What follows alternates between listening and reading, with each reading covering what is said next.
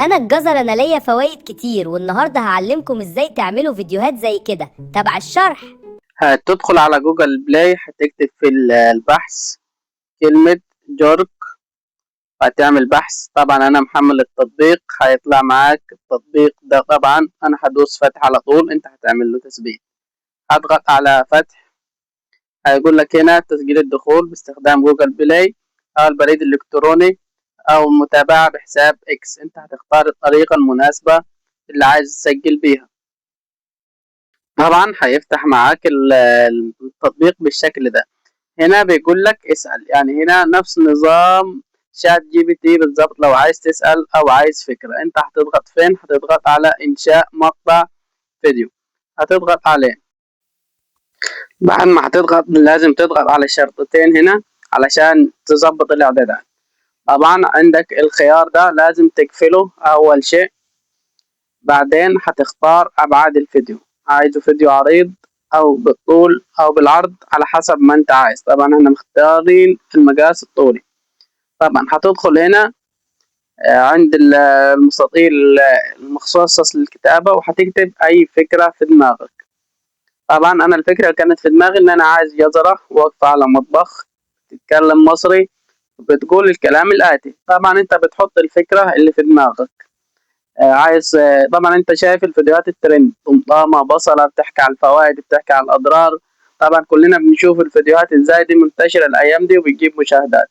وبعدين هتضغط على السهم اللي هو علامة الرفع أو الإرسال، ودقيقة واحدة والفيديو بيكون جاهز معك. بتضغط على سهم التحميل وبيتحمل معاك بكل سهولة، وبتظهر معاك النتيجة اللي انت هتشوفها دي. مرحبا، أنا الجزرة النشيطة، مليان فيتامينات وحيوية، هضم ممتاز ومناعة قوية، طعمي لذيذ، جربني. انا الجزر، انا ليا فوائد كتير، والنهارده هعلمكم ازاي تعملوا فيديوهات زي كده. تبع الشرح.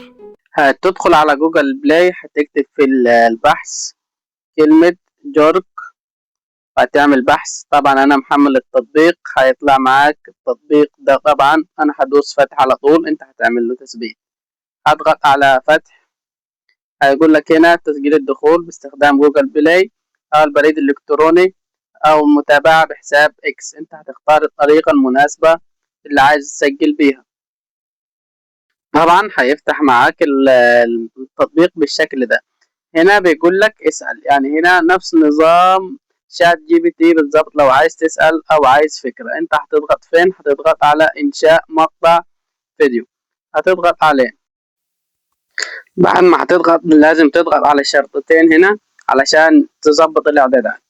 طبعا عندك الخيار ده لازم تقفله اول شيء.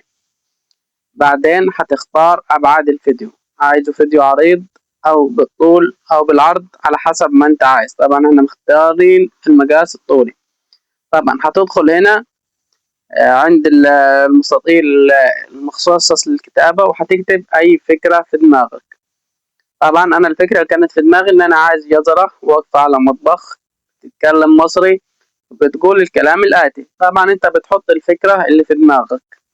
عايز طبعا انت شايف الفيديوهات الترند، طمطامة، بصلة، بتحكي على الفوائد، بتحكي على الأضرار. طبعا كلنا بنشوف الفيديوهات ازاي دي منتشرة الأيام دي وبتجيب مشاهدات. وبعدين هتضغط على السهم اللي هو علامة الرفع أو الإرسال، ودقيقة واحدة والفيديو بيكون جاهز معك. بتضغط على سهم التحميل وبيتحمل معاك بكل سهولة، وبتظهر معاك النتيجة اللي انت هتشوفها انا دي. الجزر، انا ليا فوائد كتير، والنهارده هعلمكم ازاي تعملوا فيديوهات زي كده. تبع الشرح.